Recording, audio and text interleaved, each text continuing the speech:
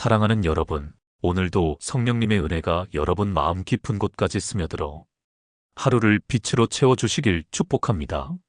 매일 아침마다 하나님의 말씀이 여러분을 새 힘으로 일으켜 줄 것입니다. 이제 오늘 여러분을 위해 예비하신 말씀을 함께 나누겠습니다. 저도 신학교 다닐 때 요한계시록이 가장 두려웠습니다.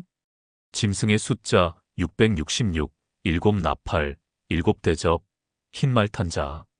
도대체 이게 무슨 말인지 이해할 수가 없었습니다. 그래서 요한계시록은 그냥 건너뛰고 다른 성경을 읽곤 했습니다. 여러분도 그런 경험 있으시지 않나요? 요한계시록을 펼쳤다가 몇 장 읽지도 못하고 덮어버린 적 말입니다. 너무 복잡하고 너무 상징적이고 너무 무섭게만 느껴졌던 것이지요. 그런데 제가 목회를 시작하고 몇 년이 지났을 무렵이었습니다. 한 권사님이 제게 이런 질문을 하셨습니다. 목사님, 요한계시록이 정말 재앙의 책입니까? 아니면 희망의 책입니까? 저는 그 질문에 즉시 대답하지 못했습니다. 그날 밤, 저는 요한계시록을 처음부터 끝까지 다시 읽었습니다. 그런데 놀라운 일이 일어났습니다. 제가 그동안 보지 못했던 것들이 보이기 시작한 것입니다. 복잡해 보이는 상징들 속에 하나의 명확한 메시지가 흐르고 있었습니다. 무서워 보이는 심판 이야기 속에 놀라운 구원의 약속이 담겨 있었습니다. 종말의 책이라고 생각했던 그 말씀이 사실은 새로운 시작의 책이었던 것입니다. 그날 이후로 저는 요한계시록을 완전히 다르게 보게 되었습니다. 이 책은 두려움의 책이 아니라 소망의 책이었습니다. 재앙의 책이 아니라 승리의 책이었습니다. 끝의 이야기가 아니라 영원한 시작의 이야기였던 것입니다. 오늘 여러분과 함께 요한계시록의 핵심 말씀 7가지를 나누려고 합니다. 이 7가지만 제대로 이해하시면 요한계시록 전체가 한눈에 들어올 것입니다. 더 이상 두렵거나 복잡하게 느껴지지 않을 것입니다. 오히려 이 시대를 살아가는 우리에게 가장 필요한 위로와 소망의 메시지로 다가올 것입니다. 그럼 지금부터 함께 시작해 보겠습니다. 부산에 사시는 김영애 권사님은 70대 중반이십니다. 평생 교회를 다니셨지만 요한계시록은 한 번도 제대로 읽어본 적이 없다고 하셨습니다. 왜냐하면 제목부터가 너무 어렵게 느껴졌기 때문입니다.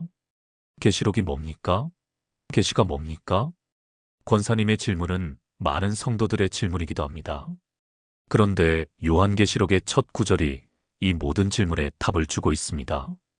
요한계시록 1장 1절입니다. 예수 그리스도의 계시라. 이는 하나님이 그에게 주사 반드시 속히 일어날 일들을 그 종들에게 보이시려고 그의 천사를 그 종 요한에게 보내어 알게 하신 것이라. 여기서 계시라는 단어는 헬라어로 아포칼립시스입니다. 이 말은 덮여있던 것을 벗긴다, 숨겨져 있던 것을 드러낸다는 뜻입니다. 즉, 요한계시록은 감추어진 것을 보여주는 책이라는 것입니다. 무엇을 보여주는 것입니까? 바로 예수 그리스도를 보여주는 것입니다. 이 책의 주인공은 7교회도 아니고 짐승도 아니고 바벨론도 아닙니다. 오직 예수 그리스도이십니다. 그런데 이 책은 예수님을 어떻게 보여주고 있습니까? 계속해서 1장 7절을 보겠습니다. 볼지어다 그가 구름을 타고 오시리라. 각 사람의 눈이 그를 보겠고 그를 찌른 자들도 볼 것이요 땅에 있는 모든 족속이 그로 말미암아 회곡하리니 그러하리라. 아멘.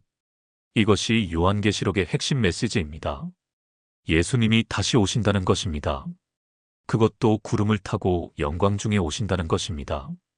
모든 사람이 볼 수 있게 오신다는 것입니다. 2000년 전 예수님은 베들레헴 마구간에 연약한 아기로 오셨습니다. 겉모습만 보면 초라하기 짝이 없었습니다. 그래서 많은 사람들이 그분을 알아보지 못했습니다. 심지어 멸시하고 조롱했습니다. 십자가에 못 박아 죽였습니다.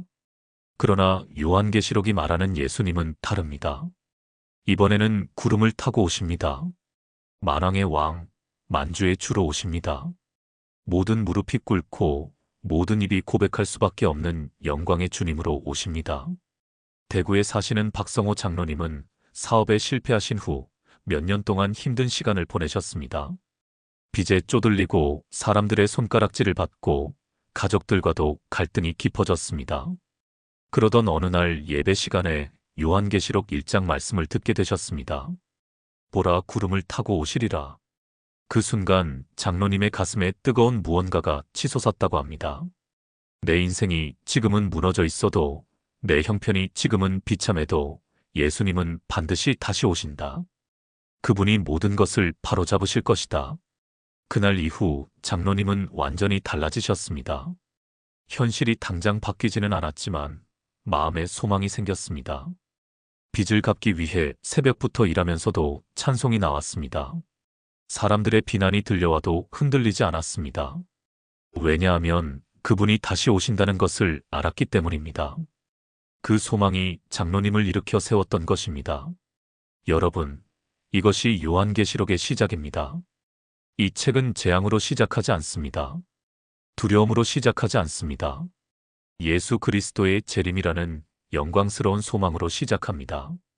지금 여러분의 삶이 어떤 상태에 있습니까? 무너져 있습니까? 절망 가운데 있습니까? 아무도 알아주지 않는 고통 속에 있습니까? 그러나 기억하십시오.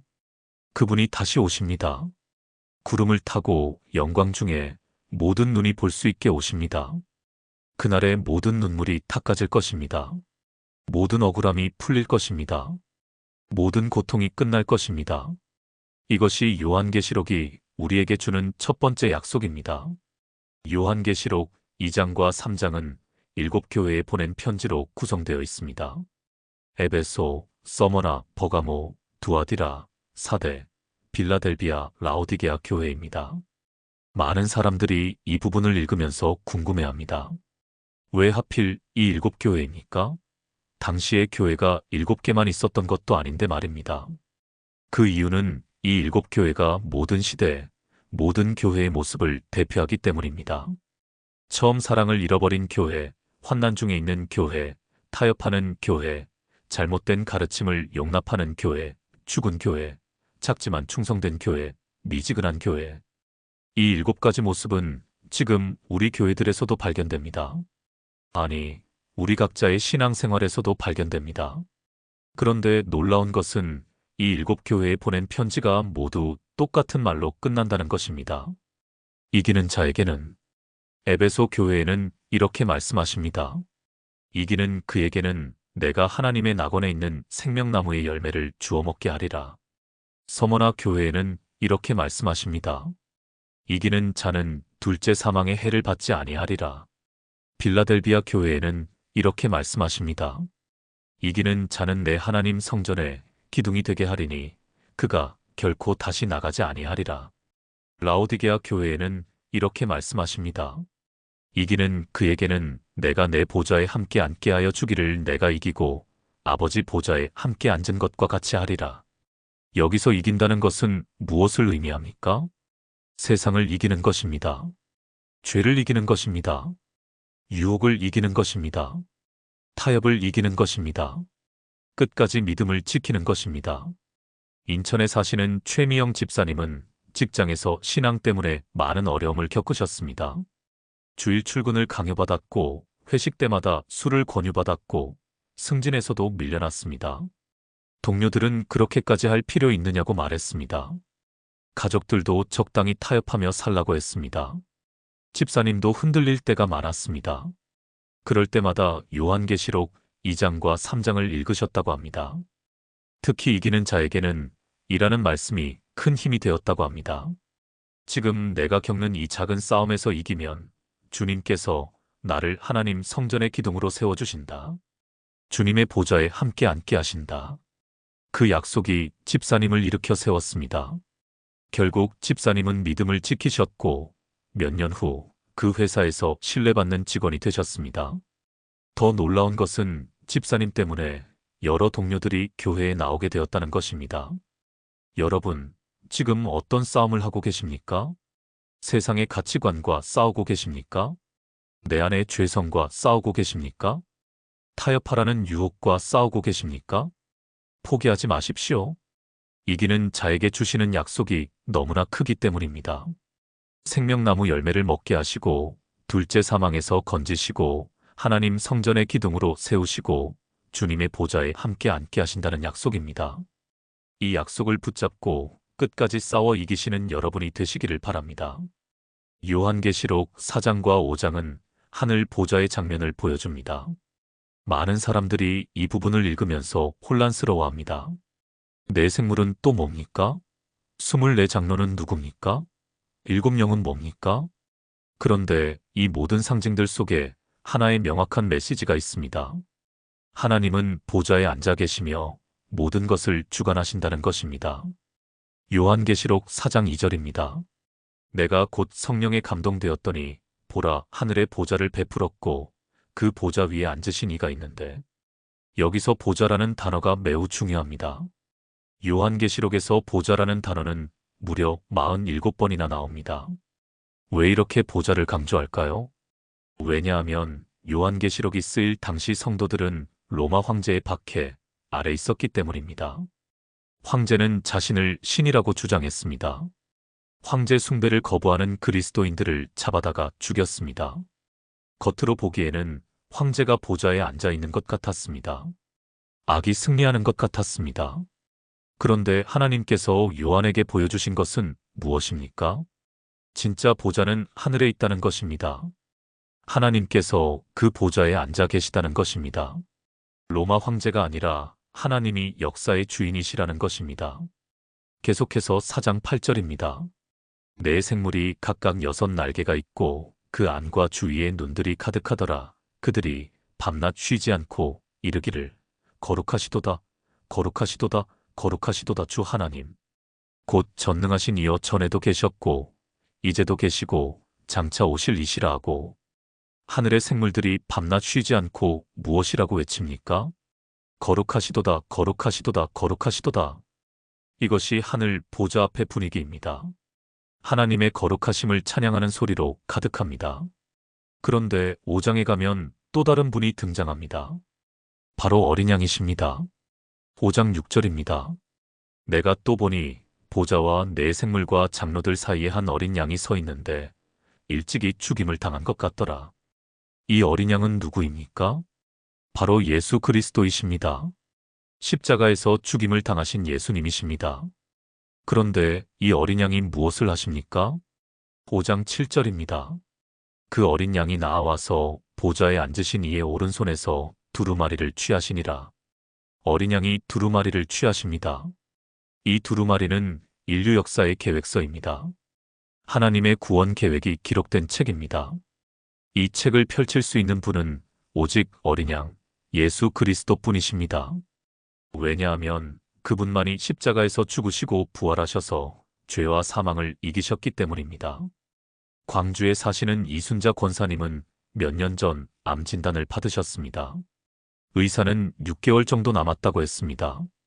권사님은 너무나 두려웠습니다. 하나님, 왜 저에게 이런 일이 일어납니까? 하나님은 어디 계십니까? 그때 권사님은 요한계시록 4장과 5장을 읽게 되셨습니다. 하늘 보좌에 하나님이 앉아 계시고 어린 양이 모든 것을 주관하신다는 말씀이었습니다. 그 순간 권사님 마음에 평안이 찾아왔다고 합니다. 내 병이 낫든 낫지 않든 하나님은 보좌에 계시고 예수님이 내 인생의 두루마리를 펼치고 계신다. 나는 그분을 신뢰하면 된다. 놀랍게도 권사님은 지금까지 살아계십니다. 암은 기적적으로 완치되었습니다. 권사님은 지금도 요한계시록 4장과 5장을 읽으며 그때의 은혜를 기억하신다고 합니다. 여러분, 지금 여러분의 삶에 무슨 일이 일어나고 있습니까? 통제할 수 없는 일들이 벌어지고 있습니까? 하나님이 어디 계신지 모르겠습니까? 그러나 기억하십시오. 하나님은 보좌에 앉아 계십니다. 예수님은 역사의 두루마리를 펼치고 계십니다. 여러분의 인생은 우연이 아닙니다. 하나님의 계획 가운데 있습니다. 그 보좌를 신뢰하십시오.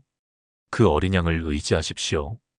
요한계시록 6장부터 16장까지는 일곱인, 일곱 나팔, 일곱 대접의 심판이 나옵니다. 이 부분이 많은 사람들을 두렵게 만듭니다. 전쟁, 기근, 지진, 우박, 별똥별, 끔찍한 재앙들이 쏟아집니다. 그래서 많은 사람들이 요한계시록을 두려움의 책이라고 생각합니다. 그런데 과연 그럴까요? 이 심판들을 제대로 이해하려면 먼저 질문해야 합니다. 왜 하나님은 심판하십니까? 하나님은 악을 미워하시기 때문입니다. 하나님은 불의를 그냥 두실 수 없기 때문입니다. 하나님은 거룩하시기 때문입니다. 요한계시록 6장 10절을 보십시오. 큰 소리로 불러 이르되 거룩하고 참되신 대주제여 땅에 거하는 자들을 심판하여 우리 피를 갚아주지 아니하시기를 어느 때까지 하시려 하나이까 하니. 이것은 순교자들의 부르짖음입니다. 억울하게 죽임을 당한 사람들의 호소입니다. 하나님, 언제까지 악이 승리하도록 두실 겁니까? 언제까지 불의가 판치도록 내버려 두실 겁니까? 하나님의 심판은 바로 이 부르짖음에 대한 응답입니다. 하나님께서 악을 심판하지 않으신다면 하나님은 공의로우신 분이 아닙니다. 하나님께서 불의를 그냥 두신다면 하나님은 거룩하신 분이 아닙니다. 그래서 하나님은 반드시 심판하십니다. 그런데 여기서 중요한 것이 있습니다. 하나님의 심판은 무차별적인 것이 아니라는 것입니다. 요한계시록 7장을 보십시오. 심판이 시작되기 전에 하나님께서 무엇을 하십니까? 7장 3절입니다. 이르되 우리가 우리 하나님의 종들의 이마에 인치기까지 땅이나 바다나 나무나 해하지 말라 하더라. 하나님께서 먼저 당신의 종들에게 인을 치십니다. 보호의 표시를 하십니다. 그리고 나서 심판이 시작됩니다. 즉 하나님의 심판은 믿는 자들을 보호하면서 동시에 악을 심판하는 것입니다. 춘천에 사시는 강대희 집사님은 2020년 코로나 팬데믹 때 큰 두려움에 빠지셨습니다. 이게 혹시 요한계시록의 심판이 시작된 것은 아닐까? 세상이 끝나는 것은 아닐까? 집사님은 밤마다 불안해서 잠을 이루지 못하셨습니다. 그때 한 목사님께서 요한계시록 7장 말씀을 나눠주셨습니다. 하나님은 당신의 자녀들을 먼저 보호하시고 나서 심판을 행하십니다. 당신이 예수님을 믿는다면 하나님의 인을 받은 사람입니다. 두려워하지 마십시오. 그 말씀이 집사님에게 큰 평안을 주었습니다. 그렇구나. 나는 이미 하나님의 인을 받은 사람이구나. 무슨 일이 일어나든 하나님께서 나를 지키시는구나. 그 후로 집사님은 코로나 상황 속에서도 평안을 누리셨습니다. 오히려 어려움을 겪는 이웃들을 돕는 일에 앞장서셨습니다. 여러분, 요한계시록의 심판은 믿는 자들에게 두려움이 아니라 위로입니다. 하나님께서 반드시 악을 심판하신다는 약속이기 때문입니다. 지금 세상에 불의가 가득하고 악이 판치는 것처럼 보입니까? 그러나 하나님의 심판이 있습니다. 반드시 모든 것을 바로잡으실 날이 옵니다. 그리고 그날이 오기 전에 하나님은 당신의 자녀들을 보호하십니다. 이마에 인을 쳐주십니다. 우리는 그분의 보호 아래 있습니다. 그러니 두려워하지 마십시오. 요한계시록 17장과 18장은 바벨론의 멸망을 다룹니다. 여기서 바벨론은 단순히 한 도시를 가리키는 것이 아닙니다. 하나님을 대적하는 모든 세상 체계를 상징합니다. 물질주의, 우상숭배, 쾌락주의, 교만. 하나님 없이도 잘 살 수 있다고 주장하는 모든 문화를 의미합니다. 요한계시록 18장 2절입니다. 힘찬 음성으로 외쳐 이르되 무너졌도다 무너졌도다 큰 성 바벨론이여 귀신의 처소와 각종 더러운 영이 모이는 곳과 각종 더럽고 가증한 새들의 모이는 곳이 되었도다. 바벨론은 겉으로 보기에 화려하고 강력했습니다. 세상의 모든 부와 권력이 거기 모여 있었습니다. 사람들은 바벨론이 영원할 것이라고 생각했습니다. 그런데 하나님께서 말씀하십니다. 무너졌도다. 한순간에 무너진다는 것입니다. 이것이 세상 체계의 운명입니다. 아무리 화려해 보여도, 아무리 강력해 보여도 하나님 없는 체계는 결국 무너집니다.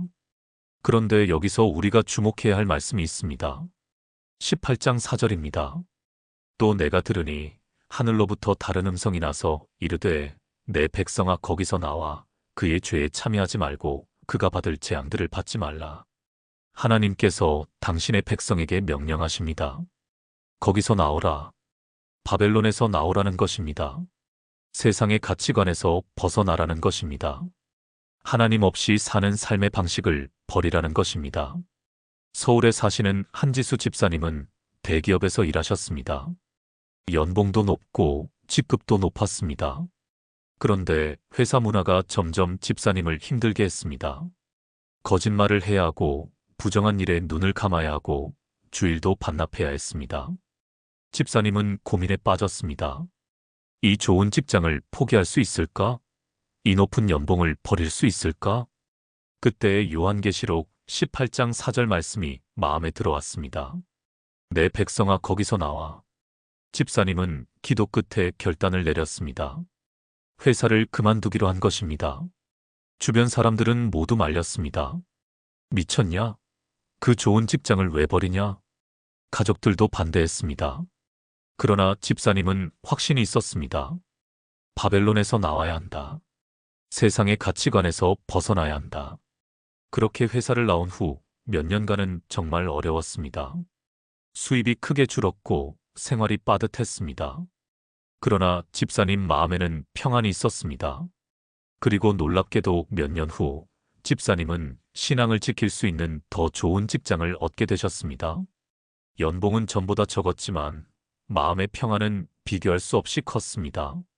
집사님은 지금도 그때의 결단을 후회하지 않으신다고 합니다. 여러분, 바벨론은 화려하지만 결국 무너집니다. 세상의 가치관은 매력적이지만 결국 허상입니다. 하나님께서 우리에게 명령하십니다. 거기서 나오라. 세상과 타협하지 말라는 것입니다. 세상의 방식대로 살지 말라는 것입니다. 때로는 손해보는 것 같고 어리석어 보일 수 있습니다. 그러나 그것이 생명의 길입니다. 바벨론에서 나와 하나님께로 향하는 길입니다. 요한계시록 20장은 인류 역사의 최종 국면을 다룹니다. 사탄이 1000년 동안 결박당하고 그리스도께서 1000년 동안 왕 노릇하시고 그 후에 마지막 반역이 일어나고 최후의 심판이 이루어집니다. 많은 신학자들이 이 부분을 놓고 다양한 해석을 내놓습니다. 천년 왕국이 문자 그대로 1000년인지 상징적인 기간인지 지상에서 이루어지는지 천상에서 이루어지는지. 그러나 이 모든 논쟁을 떠나서 20장이 우리에게 주는 핵심 메시지는 명확합니다. 요한계시록 20장 12절입니다.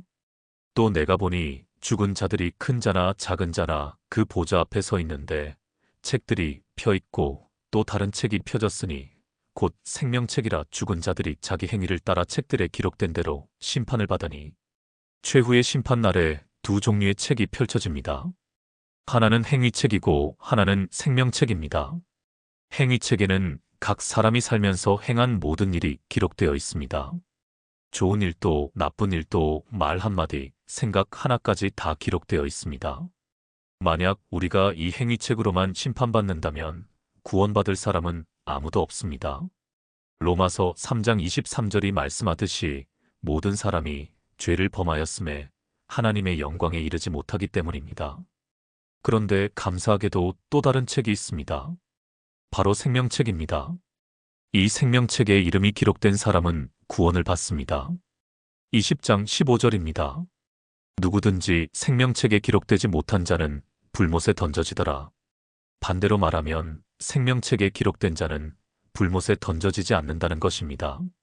그럼 어떻게 하면 생명책에 이름이 기록됩니까? 예수 그리스도를 믿음으로 기록됩니다. 예수님의 십자가 보혈로 죄 사함 받은 사람의 이름이 기록됩니다. 예수님을 구주로 영접한 사람의 이름이 기록됩니다. 전주에 사시는 김철수 장로님은 평생 착하게 사셨습니다. 남을 해친 적도 없고 거짓말한 적도 별로 없고 법을 어긴 적도 없었습니다. 주변 사람들도 김 장로님은 정말 좋은 분이라고 했습니다. 그런데 장로님은 늘 불안했습니다. 내가 정말 구원받을 수 있을까? 내 행위로 충분할까? 어느 날 장로님은 요한계시록 20장을 읽다가 깨달음을 얻으셨습니다. 아, 구원은 행위책이 아니라 생명책으로 결정되는구나. 내가 얼마나 선하게 살았느냐가 아니라 내 이름이 생명책에 기록되었느냐가 중요하구나. 그 순간 장로님은 자신의 의가 아니라 예수님의 의에 의지하게 되셨습니다. 자신의 선한 행위가 아니라 예수님의 십자가 공로를 붙잡게 되셨습니다. 그날 이후 장로님은 완전히 달라지셨습니다. 불안감이 사라지고 확신이 생겼습니다. 나는 생명책에 기록되었다. 예수님의 보혈로 기록되었다. 여러분, 여러분의 이름이 생명책에 기록되어 있습니까? 예수 그리스도를 믿으십니까?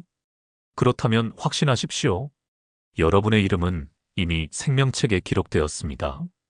최후의 심판날에 여러분은 떳떳하게 설 수 있습니다. 왜냐하면 예수님의 보혈이 여러분을 덮고 있기 때문입니다. 이것이 우리의 소망입니다. 이것이 우리의 확신입니다. 요한계시록 21장과 22장은 성경 전체의 클라이맥스입니다. 창세기가 태초에 하나님이 천지를 창조하시니라로 시작했다면 요한계시록은 새 하늘과 새 땅으로 끝납니다.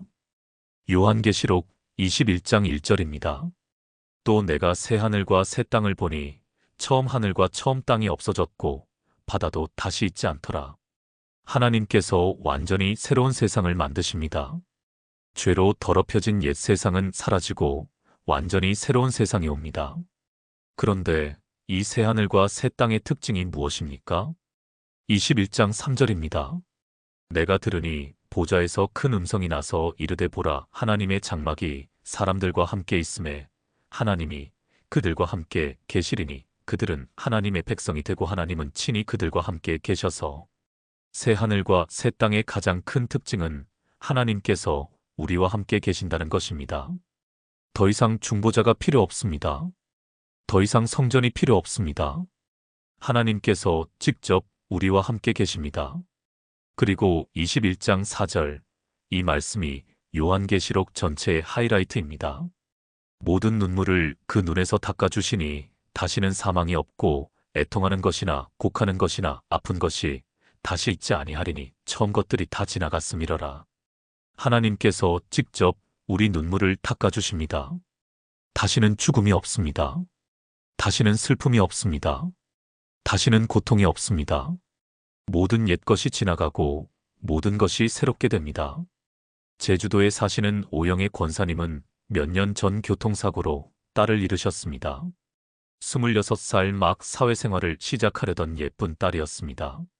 권사님은 슬픔에 빠져 몇 달을 울기만 하셨습니다. 하나님, 왜입니까? 왜 제 딸을 데려가셨습니까? 사람들은 위로했지만 권사님 마음의 상처는 아물지 않았습니다. 그러던 어느 날 권사님은 요한계시록 21장 4절을 읽게 되셨습니다.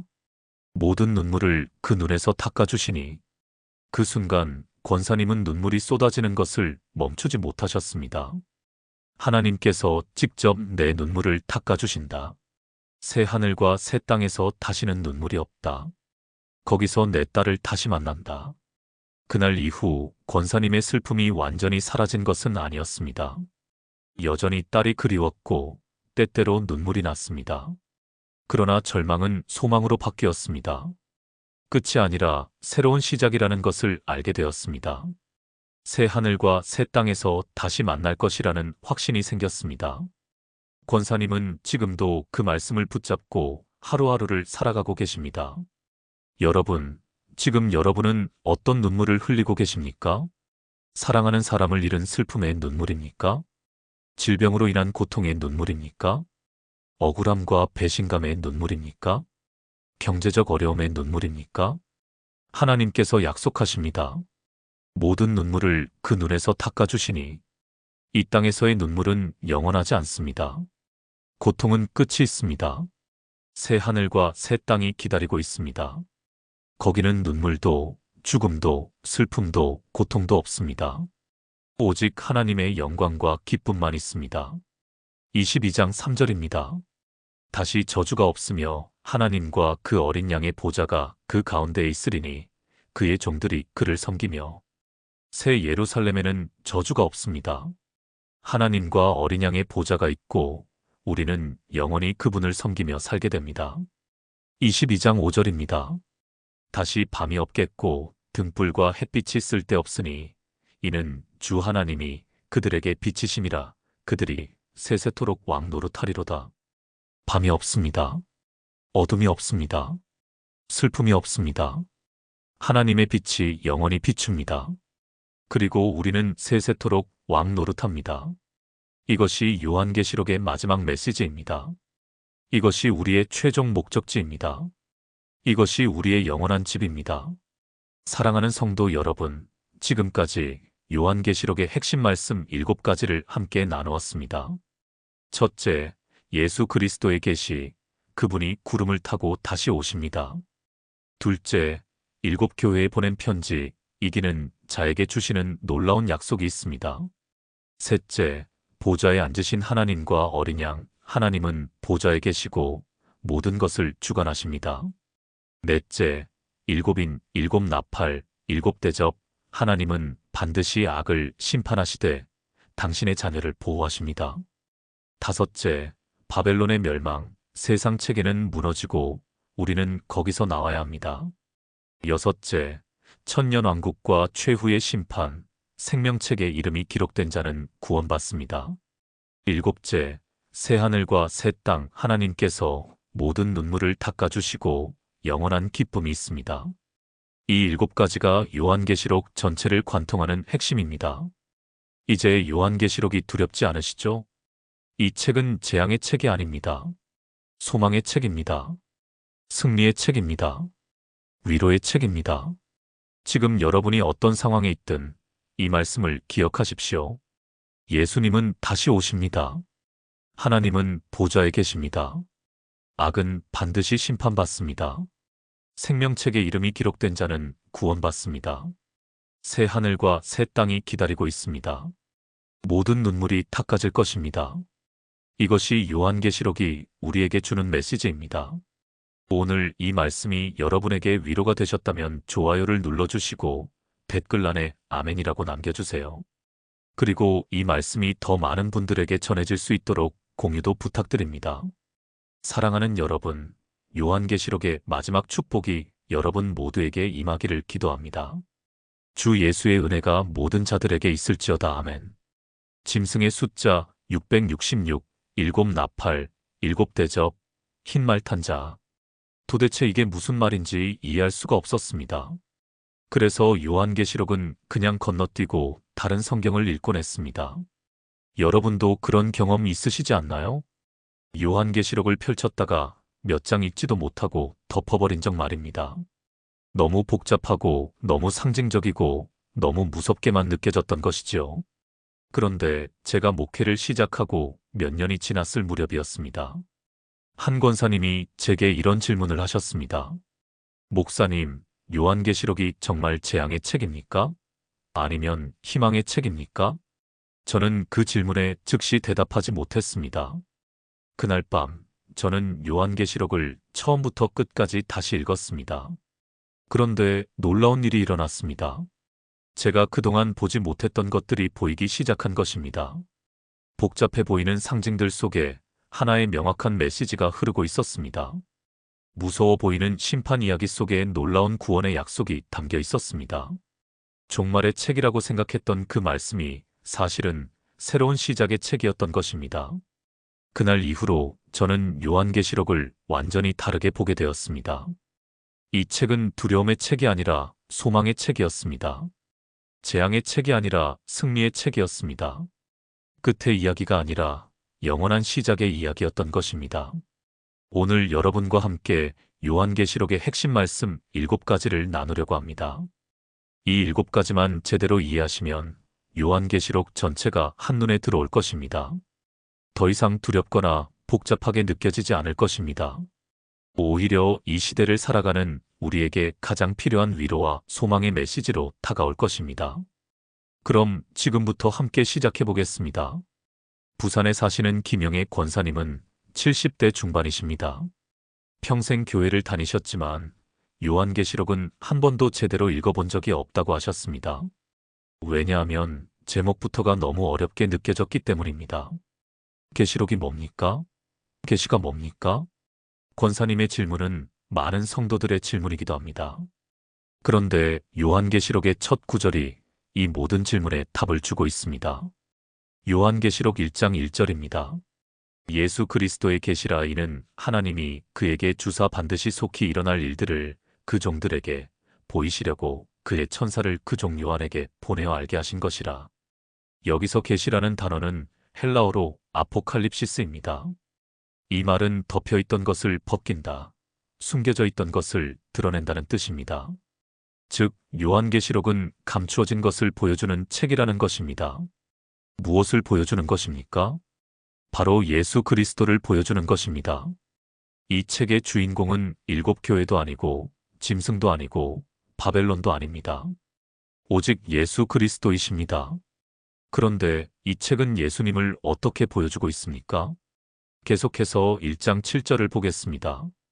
볼지어다 그가 구름을 타고 오시리라. 각 사람의 눈이 그를 보겠고 그를 찌른 자들도 볼 것이요 땅에 있는 모든 족속이 그로 말미암아 회곡하리니 그러하리라. 아멘. 이것이 요한계시록의 핵심 메시지입니다. 예수님이 다시 오신다는 것입니다. 그것도 구름을 타고 영광 중에 오신다는 것입니다. 모든 사람이 볼 수 있게 오신다는 것입니다. 2000년 전 예수님은 베들레헴 마구간에 연약한 아기로 오셨습니다. 겉모습만 보면 초라하기 짝이 없었습니다. 그래서 많은 사람들이 그분을 알아보지 못했습니다. 심지어 멸시하고 조롱했습니다. 십자가에 못 박아 죽였습니다. 그러나 요한계시록이 말하는 예수님은 다릅니다. 이번에는 구름을 타고 오십니다. 만왕의 왕, 만주의 주로 오십니다. 모든 무릎이 꿇고 모든 입이 고백할 수밖에 없는 영광의 주님으로 오십니다. 대구에 사시는 박성호 장로님은 사업에 실패하신 후 몇 년 동안 힘든 시간을 보내셨습니다. 빚에 쪼들리고 사람들의 손가락질을 받고 가족들과도 갈등이 깊어졌습니다. 그러던 어느 날 예배 시간에 요한계시록 1장 말씀을 듣게 되셨습니다. 보라 구름을 타고 오시리라. 그 순간 장로님의 가슴에 뜨거운 무언가가 치솟았다고 합니다. 내 인생이 지금은 무너져 있어도, 내 형편이 지금은 비참해도 예수님은 반드시 다시 오신다. 그분이 모든 것을 바로잡으실 것이다. 그날 이후 장로님은 완전히 달라지셨습니다. 현실이 당장 바뀌지는 않았지만 마음에 소망이 생겼습니다. 빚을 갚기 위해 새벽부터 일하면서도 찬송이 나왔습니다. 사람들의 비난이 들려와도 흔들리지 않았습니다. 왜냐하면 그분이 다시 오신다는 것을 알았기 때문입니다. 그 소망이 장로님을 일으켜 세웠던 것입니다. 여러분, 이것이 요한계시록의 시작입니다. 이 책은 재앙으로 시작하지 않습니다. 두려움으로 시작하지 않습니다. 예수 그리스도의 재림이라는 영광스러운 소망으로 시작합니다. 지금 여러분의 삶이 어떤 상태에 있습니까? 무너져 있습니까? 절망 가운데 있습니까? 아무도 알아주지 않는 고통 속에 있습니까? 그러나 기억하십시오. 그분이 다시 오십니다. 구름을 타고 영광 중에 모든 눈이 볼 수 있게 오십니다. 그날의 모든 눈물이 닦아질 것입니다. 모든 억울함이 풀릴 것입니다. 모든 고통이 끝날 것입니다. 이것이 요한계시록이 우리에게 주는 첫 번째 약속입니다. 요한계시록 2장과 3장은 7교회에 보낸 편지로 구성되어 있습니다. 에베소, 서머나, 버가모, 두아디라, 사데, 빌라델비아, 라오디게아 교회입니다. 많은 사람들이 이 부분을 읽으면서 궁금해합니다. 왜 하필 이 7교회입니까? 당시의 교회가 7개만 있었던 것도 아닌데 말입니다. 그 이유는 이 7교회가 모든 시대, 모든 교회의 모습을 대표하기 때문입니다. 처음 사랑을 잃어버린 교회, 환난 중에 있는 교회, 타협하는 교회, 잘못된 가르침을 용납하는 교회, 죽은 교회, 작지만 충성된 교회, 미지근한 교회. 이 7가지 모습은 지금 우리 교회들에서도 발견됩니다.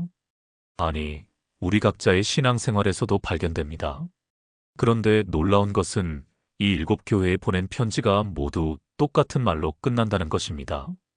이기는 자에게는, 에베소 교회에는 이렇게 말씀하십니다. 이기는 그에게는 내가 하나님의 낙원에 있는 생명나무의 열매를 주워 먹게 하리라. 서머나 교회에는 이렇게 말씀하십니다. 이기는 자는 둘째 사망의 해를 받지 아니하리라. 빌라델비아 교회에는 이렇게 말씀하십니다. 이기는 자는 내 하나님 성전에 기둥이 되게 하리니 그가 결코 다시 나가지 아니하리라. 라오디게아 교회에는 이렇게 말씀하십니다. 이기는 그에게는 내가 내 보좌에 함께 앉게 하여 주기를 내가 이기고 아버지 보좌에 함께 앉은 것과 같이 하리라. 여기서 이긴다는 것은 무엇을 의미합니까? 세상을 이기는 것입니다. 죄를 이기는 것입니다. 유혹을 이기는 것입니다. 타협을 이기는 것입니다. 끝까지 믿음을 지키는 것입니다. 인천에 사시는 최미영 집사님은 직장에서 신앙 때문에 많은 어려움을 겪으셨습니다. 주일 출근을 강요받았고 회식 때마다 술을 권유받았고 승진에서도 밀려났습니다. 동료들은 그렇게까지 할 필요 있느냐고 말했습니다. 가족들도 적당히 타협하며 살라고 했습니다. 집사님도 흔들릴 때가 많았습니다. 그럴 때마다 요한계시록 2장과 3장을 읽으셨다고 합니다. 특히 이기는 자에게는 이라는 말씀이 큰 힘이 되었다고 합니다. 지금 내가 겪는 이 작은 싸움에서 이기면 주님께서 나를 하나님 성전의 기둥으로 세워주신다. 주님의 보좌에 함께 앉게 하신다. 그 약속이 집사님을 일으켜 세웠습니다. 결국 집사님은 믿음을 지키셨고 몇 년 후 그 회사에서 신뢰받는 직원이 되셨습니다. 더 놀라운 것은 집사님 때문에 여러 동료들이 교회에 나오게 되었다는 것입니다. 여러분, 지금 어떤 싸움을 하고 계십니까? 세상의 가치관과 싸우고 계십니까? 내 안의 죄성과 싸우고 계십니까? 타협하라는 유혹과 싸우고 계십니까?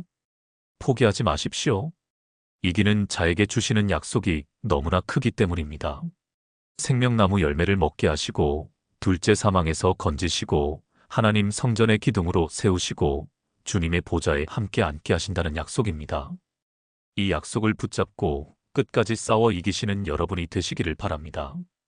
요한계시록 4장과 5장은 하늘 보좌의 장면을 보여줍니다. 많은 사람들이 이 부분을 읽으면서 혼란스러워합니다. 내 생물은 또 뭡니까? 24장로는 누굽니까? 7영은 뭡니까? 그런데 이 모든 상징들 속에 하나의 명확한 메시지가 있습니다. 하나님은 보좌에 앉아 계시며 모든 것을 주관하신다는 것입니다. 요한계시록 4장 2절입니다. 내가 곧 성령에 감동되었더니 보라 하늘의 보좌를 베풀었고 그 보좌 위에 앉으신 이가 있는데 여기서 보좌라는 단어가 매우 중요합니다. 요한계시록에서 보좌라는 단어는 무려 47번이나 나옵니다. 왜 이렇게 보좌를 강조할까요? 왜냐하면 요한계시록이 쓰일 당시 성도들은 로마 황제의 박해 아래 있었기 때문입니다. 황제는 자신을 신이라고 주장했습니다. 황제 숭배를 거부하는 그리스도인들을 잡아다가 죽였습니다. 겉으로 보기에는 황제가 보좌에 앉아 있는 것 같았습니다. 악이 승리하는 것 같았습니다. 그런데 하나님께서 요한에게 보여주신 것은 무엇입니까? 진짜 보좌는 하늘에 있다는 것입니다. 하나님께서 그 보좌에 앉아 계시다는 것입니다. 로마 황제가 아니라 하나님이 역사의 주인이시라는 것입니다. 계속해서 4장 8절입니다. 네 생물이 각각 6날개가 있고 그 안과 주위에 눈들이 가득하더라. 그들이 밤낮 쉬지 않고 이르기를 거룩하시도다 거룩하시도다 거룩하시도다 주 하나님.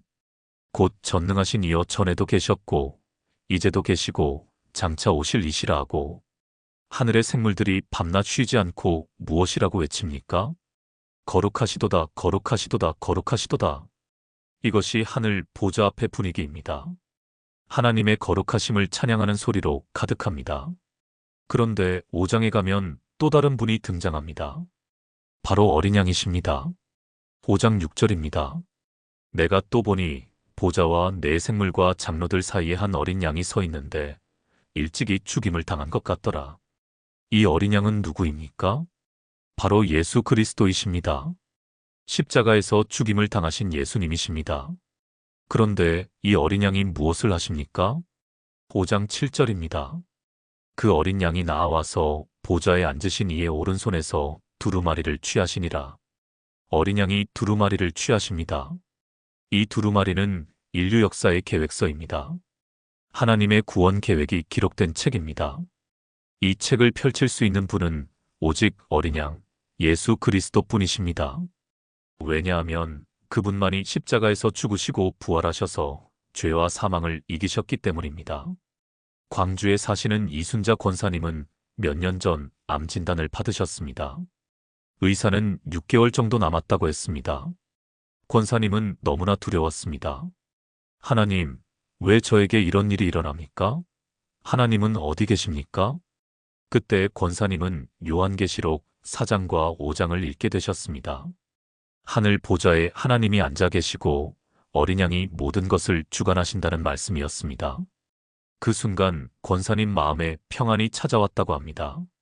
내 병이 낫든 낫지 않든 하나님은 보좌에 계시고 예수님이 내 인생의 두루마리를 펼치고 계신다. 나는 그분을 신뢰하면 된다. 놀랍게도 권사님은 지금까지 살아계십니다. 암은 기적적으로 완치되었습니다. 권사님은 지금도 요한계시록 4장과 5장을 읽으며 그때의 은혜를 기억하신다고 합니다. 여러분, 지금 여러분의 삶에 무슨 일이 일어나고 있습니까? 통제할 수 없는 일들이 벌어지고 있습니까? 하나님이 어디 계신지 모르겠습니까? 그러나 기억하십시오. 하나님은 보좌에 앉아 계십니다. 예수님은 역사의 두루마리를 펼치고 계십니다. 여러분의 인생은 우연이 아닙니다. 하나님의 계획 가운데 있습니다. 그 보좌를 신뢰하십시오. 그 어린 양을 의지하십시오. 요한계시록 6장부터 16장까지는 일곱인, 일곱 나팔, 일곱 대접의 심판이 나옵니다. 이 부분이 많은 사람들을 두렵게 만듭니다. 전쟁, 기근, 지진, 우박, 별똥별, 끔찍한 재앙들이 쏟아집니다. 그래서 많은 사람들이 요한계시록을 두려움의 책이라고 생각합니다. 그런데 과연 그럴까요? 이 심판들을 제대로 이해하려면 먼저 질문해야 합니다. 왜 하나님은 심판하십니까? 하나님은 악을 미워하시기 때문입니다. 하나님은 불의를 그냥 두실 수 없기 때문입니다. 하나님은 거룩하시기 때문입니다. 요한계시록 6장 10절을 보십시오. 큰 소리로 불러 이르되 거룩하고 참되신 대주제여 땅에 거하는 자들을 심판하여 우리 피를 갚아주지 아니하시기를 어느 때까지 하시려 하나이까 하니. 이것은 순교자들의 부르짖음입니다. 억울하게 죽임을 당한 사람들의 호소입니다. 하나님, 언제까지 악이 승리하도록 두실 겁니까? 언제까지 불의가 판치도록 내버려 두실 겁니까?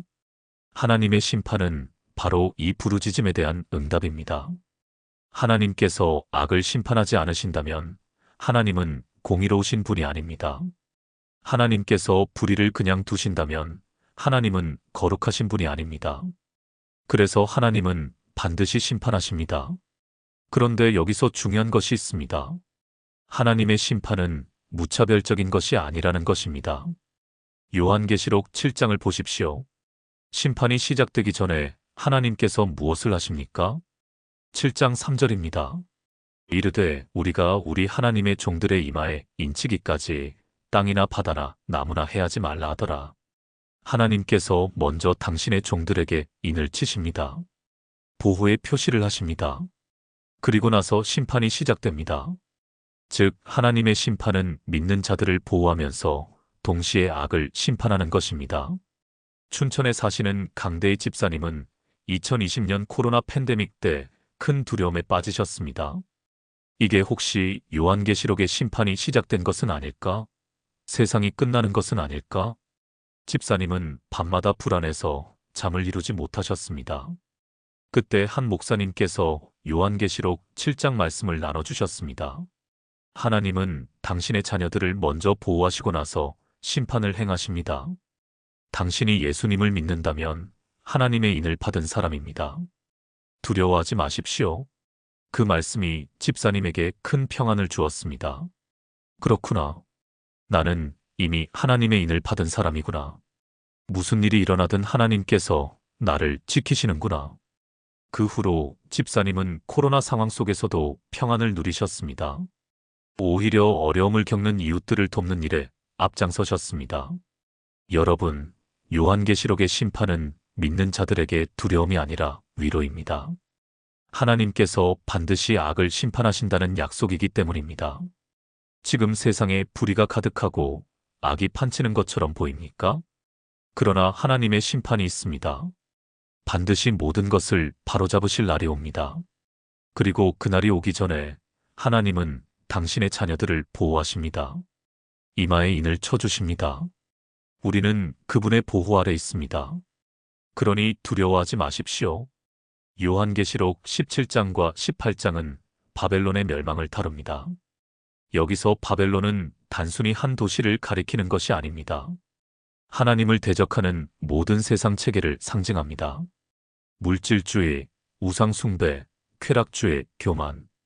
하나님 없이도 잘 살 수 있다고 주장하는 모든 문화를 의미합니다. 요한계시록 18장 2절입니다.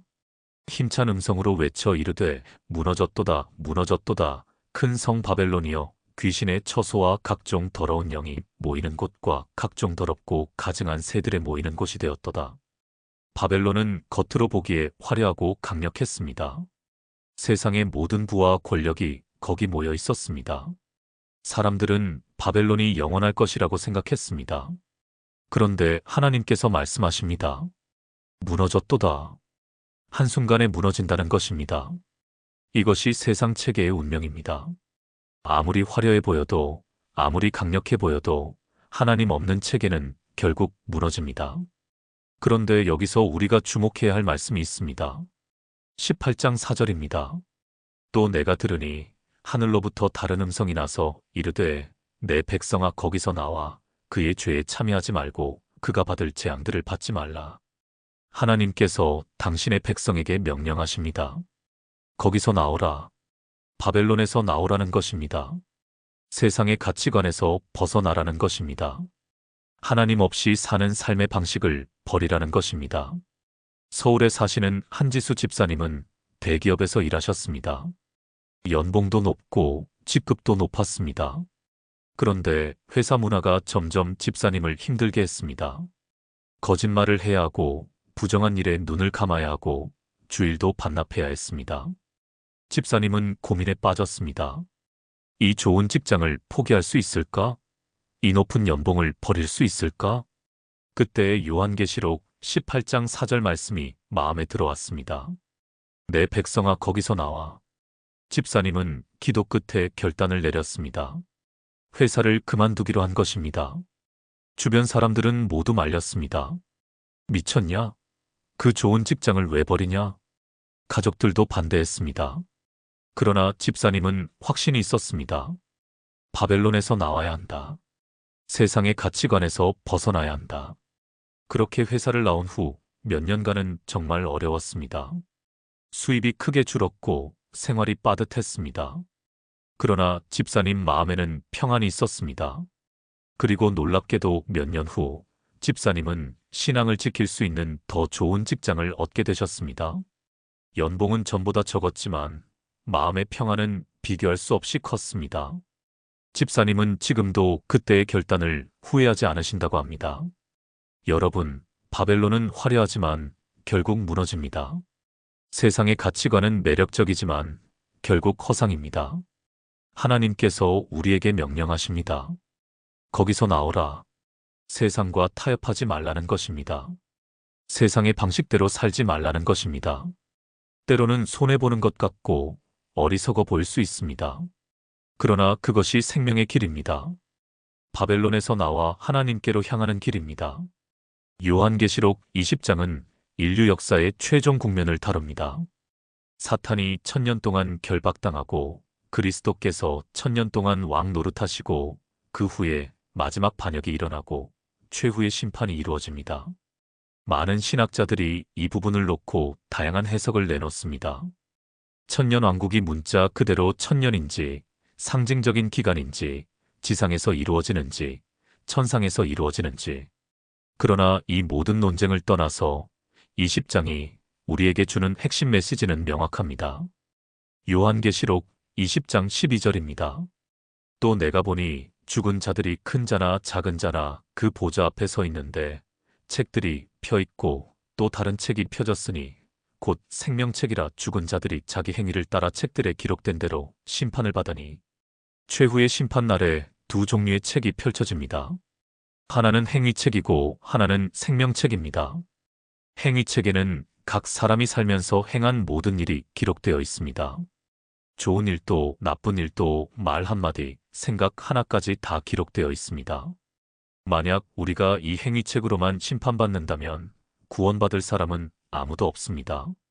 로마서 3장 23절이 말씀하듯이 모든 사람이 죄를 범하였음에 하나님의 영광에 이르지 못하기 때문입니다. 그런데 감사하게도 또 다른 책이 있습니다. 바로 생명책입니다. 이 생명책에 이름이 기록된 사람은 구원을 받습니다. 20장 15절입니다. 누구든지 생명책에 기록되지 못한 자는 불못에 던져지더라. 반대로 말하면 생명책에 기록된 자는 불못에 던져지지 않는다는 것입니다. 그럼 어떻게 하면 생명책에 이름이 기록됩니까? 예수 그리스도를 믿음으로 기록됩니다. 예수님의 십자가 보혈로 죄 사함 받은 사람의 이름이 기록됩니다. 예수님을 구주로 영접한 사람의 이름이 기록됩니다. 전주에 사시는 김철수 장로님은 평생 착하게 사셨습니다. 남을 해친 적도 없고 거짓말한 적도 별로 없고 법을 어긴 적도 없었습니다. 주변 사람들도 김 장로님은 정말 좋은 분이라고 했습니다. 그런데 장로님은 늘 불안했습니다. 내가 정말 구원받을 수 있을까? 내 행위로 충분할까? 어느 날 장로님은 요한계시록 20장을 읽다가 깨달음을 얻으셨습니다. 아, 구원은 행위책이 아니라 생명책으로 결정되는구나. 내가 얼마나 선하게 살았느냐가 아니라 내 이름이 생명책에 기록되었느냐가 중요하구나. 그 순간 장로님은 자신의 의가 아니라 예수님의 의에 의지하게 되셨습니다. 자신의 선한 행위가 아니라 예수님의 십자가 공로를 붙잡게 되셨습니다. 그날 이후 장로님은 완전히 달라지셨습니다. 불안감이 사라지고 확신이 생겼습니다. 나는 생명책에 기록되었다. 예수님의 보혈로 기록되었다. 여러분의 이름이 생명책에 기록되어 있습니까? 예수 그리스도를 믿으십니까? 그렇다면 확신하십시오. 여러분의 이름은 이미 생명책에 기록되었습니다. 최후의 심판날에 여러분은 떳떳하게 설 수 있습니다. 왜냐하면 예수님의 보혈이 여러분을 덮고 있기 때문입니다. 이것이 우리의 소망입니다. 이것이 우리의 확신입니다. 요한계시록 21장과 22장은 성경 전체의 클라이맥스입니다. 창세기가 태초에 하나님이 천지를 창조하시니라로 시작했다면 요한계시록은 새 하늘과 새 땅으로 끝납니다. 요한계시록 21장 1절입니다. 또 내가 새 하늘과 새 땅을 보니 처음 하늘과 처음 땅이 없어졌고 바다도 다시 있지 않더라. 하나님께서 완전히 새로운 세상을 만드십니다. 죄로 더럽혀진 옛 세상은 사라지고 완전히 새로운 세상이 옵니다. 그런데 이 새 하늘과 새 땅의 특징이 무엇입니까? 21장 3절입니다. 내가 들으니 보좌에서 큰 음성이 나서 이르되 보라 하나님의 장막이 사람들과 함께 있음에 하나님이 그들과 함께 계시리니 그들은 하나님의 백성이 되고 하나님은 친히 그들과 함께 계셔서 새 하늘과 새 땅의 가장 큰 특징은 하나님께서 우리와 함께 계신다는 것입니다. 더 이상 중보자가 필요 없습니다. 더 이상 성전이 필요 없습니다. 하나님께서 직접 우리와 함께 계십니다. 그리고 21장 4절, 이 말씀이 요한계시록 전체의 하이라이트입니다. 모든 눈물을 그 눈에서 닦아주시니 다시는 사망이 없고 애통하는 것이나 곡하는 것이나 아픈 것이 다시 있지 아니하리니 처음 것들이 다 지나갔음이러라. 하나님께서 직접 우리 눈물을 닦아주십니다. 다시는 죽음이 없습니다. 다시는 슬픔이 없습니다. 다시는 고통이 없습니다. 모든 옛것이 지나가고 모든 것이 새롭게 됩니다. 제주도에 사시는 오영애 권사님은 몇 년 전 교통사고로 딸을 잃으셨습니다. 26살 막 사회생활을 시작하려던 예쁜 딸이었습니다. 권사님은 슬픔에 빠져 몇 달을 울기만 하셨습니다. 하나님, 왜입니까? 왜 제 딸을 데려가셨습니까? 사람들은 위로했지만 권사님 마음의 상처는 아물지 않았습니다. 그러던 어느 날 권사님은 요한계시록 21장 4절을 읽게 되셨습니다. 모든 눈물을 그 눈에서 닦아주시니 그 순간 권사님은 눈물이 쏟아지는 것을 멈추지 못하셨습니다. 하나님께서 직접 내 눈물을 닦아주신다. 새 하늘과 새 땅에서 다시는 눈물이 없다. 거기서 내 딸을 다시 만난다. 그날 이후 권사님의 슬픔이 완전히 사라진 것은 아니었습니다. 여전히 딸이 그리웠고 때때로 눈물이 났습니다. 그러나 절망은 소망으로 바뀌었습니다. 끝이 아니라 새로운 시작이라는 것을 알게 되었습니다. 새 하늘과 새 땅에서 다시 만날 것이라는 확신이 생겼습니다. 권사님은 지금도 그 말씀을 붙잡고 하루하루를 살아가고 계십니다. 여러분, 지금 여러분은 어떤 눈물을 흘리고 계십니까? 사랑하는 사람을 잃은 슬픔의 눈물입니까? 질병으로 인한 고통의 눈물입니까? 억울함과 배신감의 눈물입니까? 경제적 어려움의 눈물입니까? 하나님께서 약속하십니다. 모든 눈물을 그 눈에서 닦아주시니 이 땅에서의 눈물은 영원하지 않습니다. 고통은 끝이 있습니다. 새 하늘과 새 땅이 기다리고 있습니다. 거기는 눈물도 죽음도 슬픔도 고통도 없습니다. 오직 하나님의 영광과 기쁨만 있습니다. 22장 3절입니다. 다시 저주가 없으며 하나님과 그 어린 양의 보좌가 그 가운데에 있으리니 그의 종들이 그를 섬기며 새 예루살렘에는 저주가 없습니다. 하나님과 어린 양의 보좌가 있고 우리는 영원히 그분을 섬기며 살게 됩니다. 22장 5절입니다. 다시 밤이 없겠고 등불과 햇빛이 쓸데없으니 이는 주 하나님이 그들에게 빛이심이라 그들이 세세토록 왕 노릇하리로다. 밤이 없습니다. 어둠이 없습니다. 슬픔이 없습니다. 하나님의 빛이 영원히 비춥니다. 그리고 우리는 세세토록 왕 노릇합니다. 이것이 요한계시록의 마지막 메시지입니다. 이것이 우리의 최종 목적지입니다. 이것이 우리의 영원한 집입니다. 사랑하는 성도 여러분, 지금까지 요한계시록의 핵심 말씀 7가지를 함께 나누었습니다. 첫째, 예수 그리스도의 계시, 그분이 구름을 타고 다시 오십니다. 둘째, 7교회에 보낸 편지, 이기는 자에게 주시는 놀라운 약속이 있습니다. 셋째, 보좌에 앉으신 하나님과 어린 양, 하나님은 보좌에 계시고 모든 것을 주관하십니다. 넷째, 7인 7나팔 7대접, 하나님은 반드시 악을 심판하시되 당신의 자녀를 보호하십니다. 다섯째, 바벨론의 멸망, 세상 체계는 무너지고 우리는 거기서 나와야 합니다. 여섯째, 천년왕국과 최후의 심판, 생명책의 이름이 기록된 자는 구원받습니다. 일곱째, 새하늘과 새 땅, 하나님께서 모든 눈물을 닦아주시고 영원한 기쁨이 있습니다. 이 7가지가 요한계시록 전체를 관통하는 핵심입니다.